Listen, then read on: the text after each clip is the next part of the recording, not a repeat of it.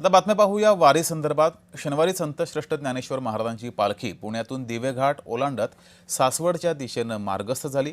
पालखीचा कालचा मुक्काम हा सासवड इथं होता। दिवेघाटातून हजारो लाखो वारकरी ज्ञानोबा माऊली तुकारामच्या अखंड जयघोषात, टाळ मृदुंगाच्या गजरात आणि भक्तिरसामध्ये तल्लीन होत एक एक पाऊल पंढरीच्या दिशेने टाकत असताना ड्रोनच्या माध्यमातून टिपलेले दिवेघाटातील हे विहंगम दृश्य मनाला भारावून टाकणारं ठरलंय। डोक्यावर तुळशी वृंदावन, हातात भगवी पताका आणि मुखी विठ्ठल नाम असा भक्तीचा महासागर आपल्याला दृश्यात दिसतोय।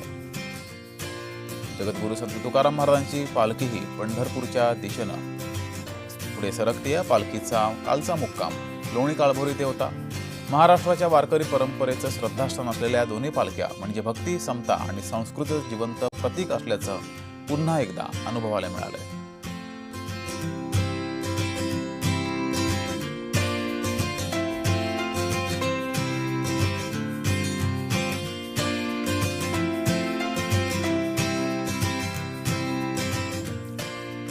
संत ज्ञानेश्वर महाराज यांची पालखी, तुकाराम महाराजांची सुद्धा पालखी ही पंढरपूरच्या दिशेनं रवाना झालेली आहे। ही दिवेघाटातील दृश्य आहेत। पुण्यामध्ये 2 दिवस मुक्काम केल्यानंतर या दोनही पालख्या पंढरपूरच्या दिशेनं रवाना झालेल्या आहेत। दरवर्षी दिवेघाटातील ही दृश्य डोळ्याचं पारणं फेडणारे असतात।